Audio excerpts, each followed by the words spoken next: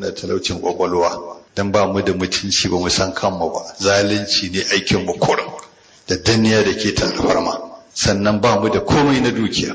Amma walida fina nabiyun, an haifa annabi a cikin mu, shine izo iwayar da kanmu, ya koya mana mai kyau, ya dora mu akan ibadatullahi wahda, mu bauta Allah shi kadai, sannan ya dora mu akan makarimul akhlaq, kyawun ɗabi'u, sannan hammalana risalatuhu ila nasi ajma'ina, ya ɗora mana saƙonsa zuwa duniya ga baki ɗaya. Sai ce to tunda haka ne ko zannin ba dukkan kwamandan soja za a dinga ba shi dinare 40,000, kuma ordinary soja dinare 10,000, kowanne zan dinga ba shi laftin raƙumi 2 na abinci ku koma. Sai ce ai ba wannan da ya kama ba, mun zo ne linukhrijan nasa min ibadatil ibadi ila ibadati rabbil ibadi, mu fidda mutane daga bautar yan uwansu bayan Allah, mu mai da su bautar Allah shi kadai, ba dan kanmu muka so ba. Sannan wa min diqid dunya ila sa'ati dunya wal akhirah, daga kuncin wannan rayuwar mu saka su cikin yalwar rayuwar duniya da ta lahira. Wa min zulmil adyani ila ajlil qur'an, mu fidda su daga zalincin al'adu da addinai na zalunci, mu saka su kan adalcin qur'ani. Wannan shekaru saboda haka in kun karba sai mu koma lakum malana wa lakum wa alaikum ma alaina. Duk abin da muke kanmu na alheri da abin da yake kanmu na doka dai ya zama na ku, mun zama ɗaya da ku. In kuma kuka ƙi sai jizya, in kuma kuka ƙi fal harbu sai yaƙi. Ya ce muhulatuna salasata ayya, mun ba ku kwana 3. Ya ce kai ne babba, kai ne shugaba, ya ce ali kwa kowa bane, amma mu a tsarinmu idan musulmi ya ba da kalma duk duniya kanta za su tsaya. To daga nan rusum ya kara, ya ce wannan ba irinmu ba ne, ni ne babban kwamandan sojojin, har ma yanzu kusurar malika su ‘ya'yan sarakunan ba su ɗauke ni mutum ba. Sun daga ne kara, to tsarin da musulunci ya zo da shi kenan, ca ɗan adam ga irin zubin da ake masa, to sai ya bada wanda ake so. To anan annabi alaihi ya yi wannan, sabon nan suka karɓi wannan tarbiyya ga yadda suka yi. To aka soma abin ya zama yaƙi. Sa'ad dan Abi Waqqas radiyallahu ya tafi da sojojin nan, aka je aka dinga fafatawa. Da aka tura madadi sai aka tura Qaqa ibn Amr, yaje tar ana mubaraza, ya tambaya me ake yi, aka ce mubaraza, ce bari in fita. Ya ce baka huta bai, ce ban zo hutu ba. Yana fita ya ce ya abu ɗala Faris, ina jaruman ƙasa Farisa, ayyukum yashtaqu ila sayfi, wa yake so ya ji takobi na akan wuyansa. Rustum ya ce wani irin mutum ne, daga tafiya yake ta kwana da kwanaki, amma ko daga doki bai sauka ba kuma ya fito fagen daga. Sai ce ina ja da waihi, kai ne ka karya musulmi a moki atul jisr, fita ka tare shi. Sai ce ni fa komanda ne, ce shi ne ma za ka fi saurin kashe shi, ka jefa su cikin tsoro. Yana fita kawai ka kashe shi. Ya sake ca ina wani, a tarihi aka ce sai da yawan maraza da mutum 100 kuma ba wanda bai kashe ba. Daga nan Farisa ta girgiza gaba daya. To shi mutum in ya samu tsarki to sai ya sam. Sai na Umar Jalam yana kan mimbari ranar Juma'a yana huɗuba, ya hango na Sariya ya tafi gurin yaƙi, abokan gaba sun masa kwantan ɓauna za su zo su yi masa rotse. Yana kan mimbarin ya yi magana, ya ce Sariya, tafiya kwana 30. Sariya ya ji ba da telefon ba komai ba.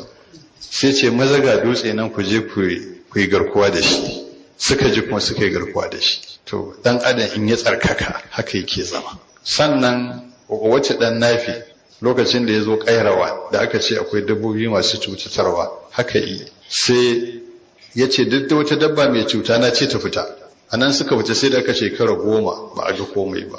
Sannan kaga abin da ya samu da Sabitu ibn Qais ibn Shammas radiyallahu anhu, wanda ya mutu an saka shi a kabari, suka je yana sallama ga annabi alaihi salam, yana addu'a ga shi na Abubakar da sai na Umar da ko su ga amace yake. Ka gani ya mutu. Akwai wanda ya faɗi da magarba, shi ma sahabin annabi ne alaihi salam, an ajiye shi, an nade shi, an hada shi alkabari. Matan gida suna kuka, yana ca musu ku daina. Ya cire ya ce ku daina, yayi shahada, yayi wa annabi sama addu'a, yi sallama ko yi mayar, ba ruwa ba. To haka dan adam yake. In isa mu tsarki yana da ban mamaki, in kuma ya lalace to ya fi shedan sharri, ya fi shedan sharri. Wani watul alayhi na ba allazi atina wa ayatina fansalaka minha, fa'atba'ahu shaytan ma kansa bin sa yake. Ta bakin wani mawaki yana cewa kana fatan min jundi iblisa fartaqa bihi alhalu hatta sara iblisu min jundihi. Yana magana akan yunfa wanda ya yaki shi Usmanu, yace taurayi ne min jundi iblisa a cikin rundunar iblis, amma da ta kai ta komo sai da iblis ya dawo shine a rundunarsa. To haka mutum yake, in ya ɓaci to shedan ma sai dai sa ido, dai shi zai kullan da shedan sai dai izo ibi. To wannan a takaice shine abin da zan ce dangane da mutum, sai dai duk lokacin da ɗan adam zai biya buƙatarsa ta ganga jiki, zai buƙatar ne a mazauninsa na mutum ba a mazauninsa na dabba ba. Haka lokacin da zai biya buƙatarsa ta ruhi, zai biya buƙatarsa ta ruhi a mazauninsa na mutum ba a mazauninsa na mala'ika ba. Wannan shine abin da ya kamata mu yi la'akari. Bari in ɗauki misali abu biyu, abinci da sha'awa. Shi mutum da shi da dabba ɗaya suke wajen cin abinci, sai ya ci sannan zai rayu, dabba ma sai ta ci sannan za ta rayu. Shine wato gangar jiki da abinci take rayuwa da abin sha. Iri kuma na mutum shi ma sai da haɗuwa tsakanin mace namiji sannan iri yake tabbata, haka dabba take. To amma shi a mazauninsa na mutum yanda addini ya tsara, zai biya wannan buƙatar ba irin ta dabbobi ba. Su dabbobi wato wajen cin abincinsu suna cinsa ne a bisa ɗabi'a. Shi faɗan adam in zai ci abinci yana da zaɓi, ya zaɓa kansa lokaci, ya zaɓa kansa irin hanyar da zai dafa abincin. Yana da damar da zai soya, yana damar da zai gasa, yana damar da zai dafa da makamantan irin wannan. Sannan akwai abin da zai bala a ciki, zai saka yan citta, ya saka yan masoro, ya saka yan albasa, ya ka dan gishiri, duk wannan. Ba sauran halitta ba su da wannan zaɓin. Sai ya zaɓa kansa lokacin da zai ci da kuma gwargwadon da zai ci da kuma hanyar cin. Wani sai an kawo wani tebur an saka, an kawo wani nan an haɗa nan, an kawo wata miya da zai ɗan sha, wata ba shi appetite tukunna an ba shi sai ya fara yin kaza sannan yayi kaza. Wanda yake masa abincin kuma ya koma gefe ɗaya yana jin in an ci abincin ana yin santi, in an je ce sa, haka zaka je kuku yana faɗan yana gidan manya sa. To daɗi ya kama shi, ya iya abinci, ya tsara, kuma lokacin cin yayi kuma ana karba. To dan adam shi ne ya bambanta da dabba a wajen wannan sulukin na cin abinci da tsara shi da lokacin ci. To sai hanya ta biyu da ya bambanta da dabba, shi a tsarin abinci na mutum akwai na halak akwai na haram. So daga sai dai ci na halak. Idan dabba ce akwai wadda aka yadda ya ci, akwai wadda ba a yadda ya ci ba. Wadda aka yadda ya ci kuma ba a yadda ya ci ba sai da yanka. Kuma yankan sai da sunan Allah ba da sunan tsafi ba. Sannan bayan ya ci da sunan Allah aka yanka, to ko ba a yadda ya ci sasakai ba kamar dabba, sai ya zo ya mashafa turare bayan da zai yi kamar yadda dabba take. Shi ana so ya ci saisa. Kulu washrabu wala tusrifu innahu la yuhibbul musrifina. Sai ka ci kadaran kada, kar ka ci ya wuce gona da iri, kuma kar ka ci. To shine tsarin mutum dangane da cin abinci, inda ya bambanta da sauran halittu. Sannan an kuma nuna masa cewa cin abinci ba shine wato manufa ba, shine buri. A ce burin cin abinci kamar da dabba ita ta ci abincin kaɗai shine burinta, amma shi mutum cin abinci ba shine burinsa ba. Ka gan shi ina za ka shi neman abinci, daga ina kake neman abinci, me kake neman abinci, tunanin me kake neman abinci, yanzu me kake abinci nake ci, sai ya zama daura ne zai dinga yi guri daya, zama dabba. So shi mutum cin abincinsa da manufa, bi hasibin mri'in luqaymatin yuqimna surbahu. So ake ci dan ya rayu, ya je ya bautar Allah, ya raya duniyar da aka dora masa iraya. Amma ba zai ci irin dabban ya ce gama ya shiga ya dinga turmushe sauran dabbobi ba. A aikin da aka kawo shi ake so, sai ya ci ya koshi sannan zai iya yin sallah, zai iya yin azumi, sannan zai iya yin haji, zai iya duk abin da ake da bukata. To zaraka cin abinci ba shine buri ba, cin abinci tsani ne wanda zaka ci jikinka ya tsaya dan kai abin da aka turo ka.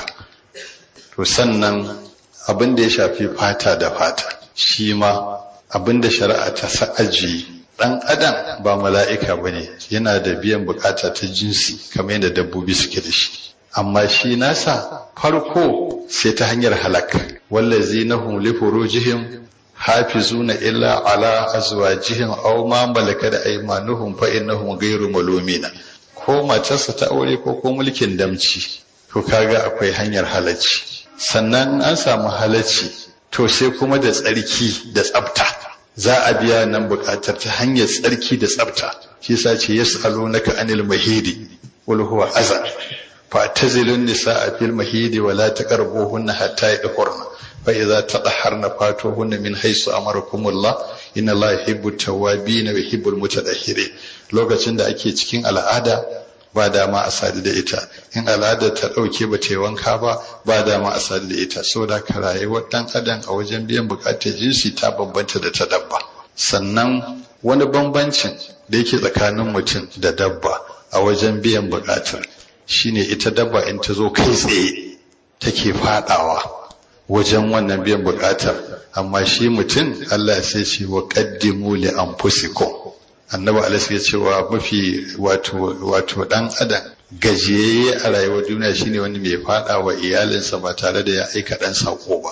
Dan sako shine muda'aba, a yi wasanni a yi wa'yansu kalmomi wanda za a daidaita ƙarfin sha'awar da ta taso irin ta dabba. So da ka ɗan adam shi nasa sai ya bi wannan matakai, in bai bi ba ya zama tawaye ƙarshe ba zai iya biyan buƙatar da ake so ɗin ba, a iya zuwa wata ɓanna ta shiga.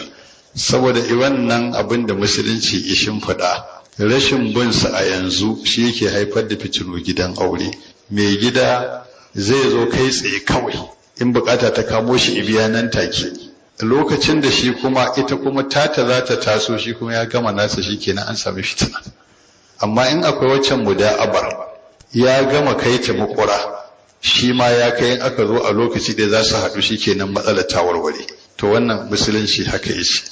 Sannan wani matakin da bambanta ɗan adam da dabba shine ita dabba ana samun saduwa ta mace da namiji ne akan wannan ita ce burinsu kadai, amma a musulunci a tsari na mutum saduwar mace namiji ba shine buri ba, tsani ne. Ina ake so a je shine a haihu. Shi yasa Allah ya ce nisa'ukum harsul lakum fatu harsakum annashi'tu. Wanda zai ce a sadu ba tare da haihuwa ba ya cire dan adam daga matsayinsa na mutum, ya mai da shi ma asfala safilina. Dan dabbobi ma iya manufar halitta su kenan. Khalaqalakum min anfusikum azwajan wa min al'an'ami azwajan yazra'ukum fihi, shikenan manufa. Shi yasa wani bawan Allah da ya rubuta wani littafi akan humanity ne between population planners and the economists. Yace a tarihin duniya ba a taba shi'umin zamani ba irin wannan, domin tun da duniya take tafiya ba a taɓa yanki wato raba hanya tsakanin saduwar mace namiji da manufarta ba sai a wannan zamanin. Amma duk tarihin duniya in an sadu haihuwa ake nufi, wannan zamanin da aka ce a sadu banda haihuwa yace to shine shi'umin zamani, kuma ake ta tafiya akan haka. To dan adam in ya tafi akan wannan ya sauka daga mazauninsa na khalifar Allah a doron ƙasa, domin abin da ake so yau ba zai yi. Yanzu ko China da suka kafa dokokinsu wai bai fi shekara 4 ba zuwa 5 sun dawo suna son a haihu, amma an tabbatar ko da an da ana haihuwar bukatar da suke so ba za ta samu biyan bukatarsu ba sai bayan nan da shekara 100 za su iya cike wannan gibin da suka samar. Domin an waye gari masu karɓar fansho, masu ritaya su ne da yawa, masu jini a jikar za su yi aikin sun yi kaɗan. Saboda mai, saboda ba a bari mutum yi aikinsa ba, wane ya haihu ana mai da gurbi in wayannan sun tafi wayannan su mai gurbi, wanda sun tafi wayannan su mai gurbin su an babu. Ina ga anan ya kamata mu sa aya. Allah ya samu dace, Allah ya samu cikin allazina yastami'una alqawla wa yattabi'una ahsanahu. aqulu qawli hadha astaghfirullah li wa lakum wa li jami'il muslimin. Assalamu alaikum wa rahmatullahi wa barakatuh. Assalam.